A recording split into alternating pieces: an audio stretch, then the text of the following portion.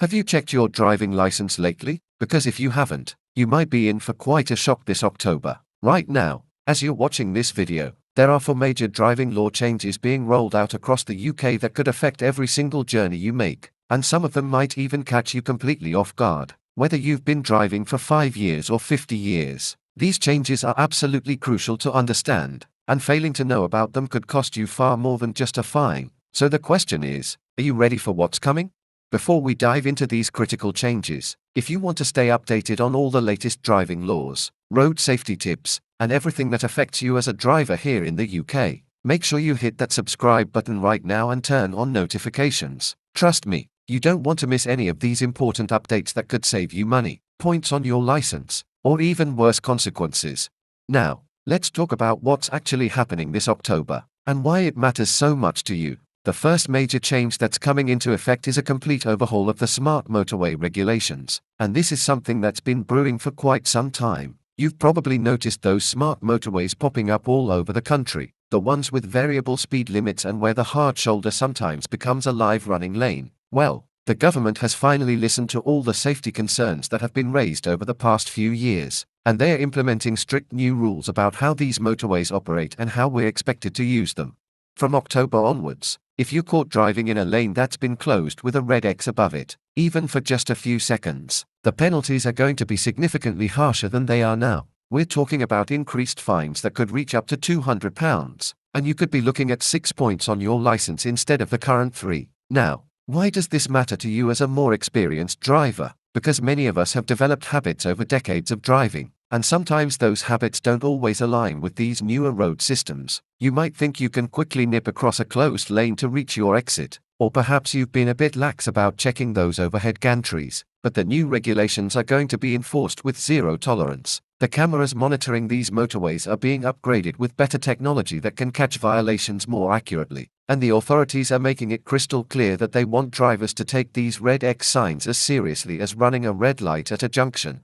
But here's where it gets even more interesting for senior drivers specifically. The second major change coming this October involves the medical declaration requirements for drivers over 70 years of age. Now, I know what you're thinking. You might feel this is a bit unfair or perhaps even discriminatory, but hear me out on this one because there's actually a very important reason behind it. The DVLA is introducing a new system where drivers who reach their 70th birthday will need to undergo a more comprehensive health declaration than what's currently required. Instead of simply ticking a few boxes saying you're fit to drive, you'll now need to provide more detailed information about certain medical conditions, including your vision quality, any medications you're taking regularly, and whether you've had any incidents of confusion or memory issues.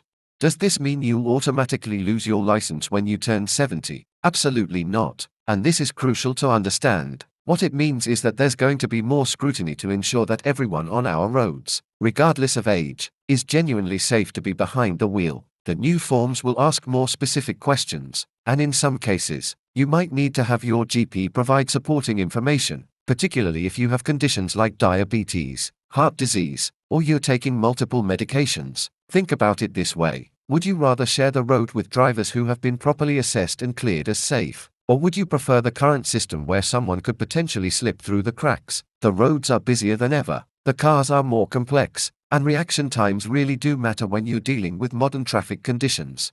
The third change that's arriving this October is perhaps the most controversial one, and it's going to affect how you interact with other road users, particularly cyclists and pedestrians. The Highway Code hierarchy of road users, which was introduced a couple of years ago, is now being backed up with actual enforceable penalties. What does this mean in practice? Well, you know how the code says that drivers have the greatest responsibility to look out for pedestrians and cyclists because we're in charge of the vehicles that pose the most danger. From October, if you're involved in an incident where you've failed to give priority to a pedestrian at a junction or crossing, even if there's no marked crossing, you could face automatic penalty points and a fine. Similarly, if you're caught passing a cyclist without leaving at least 1.5 meters of space, you'll be penalized.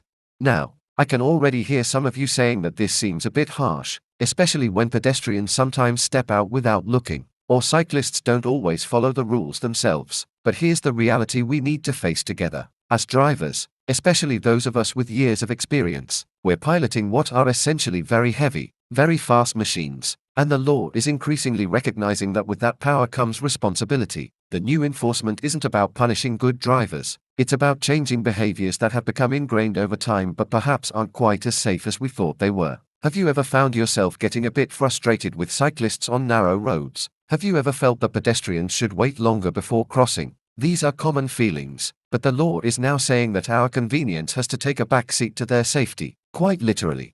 The fourth and final major change coming this October relates to parking enforcement and the use of private parking companies. This one might actually be good news for many of you. The government is introducing strict new regulations on how private parking firms can operate, including caps on the penalties they can charge and new rules about how they display their terms and conditions. Those sneaky parking charges that seem to appear out of nowhere because you overstayed by 5 minutes or didn't quite read the small print on a sign that was half hidden behind a tree. Those practices are being clamped down on significantly. Private parking companies will now have a maximum fine they can impose, and they'll need to give much clearer warning periods before issuing penalties.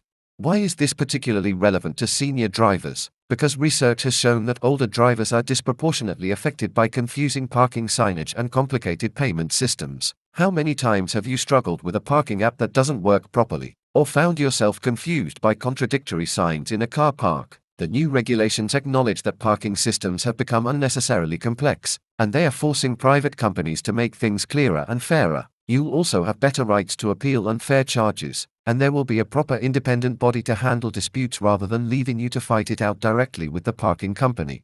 So what does all of this mean for you practically? How do you prepare for these changes? First and foremost, if you're approaching or over 70, start gathering your medical information now. Don't wait until you receive the renewal notice from the DVLA. Talk to your GP about the medications you're taking and make sure you understand any conditions you have. Get your eyes tested properly, not just for the license requirement, but because your safety depends on good vision. Secondly, if you regularly use smart motorways, make a conscious effort to always check those overhead gantries and treat red X signs with absolute seriousness. No lane closure is worth risking points on your license or, more importantly, your safety and the safety of others. When it comes to sharing the road with vulnerable users, perhaps it's time for all of us to recalibrate our expectations and patience levels. Can you give that cyclist a bit more room, even if it means slowing down for a few seconds? Can you wait that extra moment for a pedestrian to cross safely, even if they are not on a marked crossing? And regarding parking, take photos of the signs whenever you park somewhere new. Note the time you arrived and when you paid, and don't be afraid to challenge any charges that seem unfair under the new system. These changes aren't designed to make driving more difficult or to push anyone off the road. They are about making our roads safer for everyone and ensuring that as driving continues to evolve, we all evolve with it. Your experience as a driver is valuable, but combining that experience with up-to-date knowledge of the law makes you not just a legal driver, but a truly excellent one. Are you going to let these changes catch you by surprise, or are you going to be prepared and confident when October arrives? The choice, as always, is yours.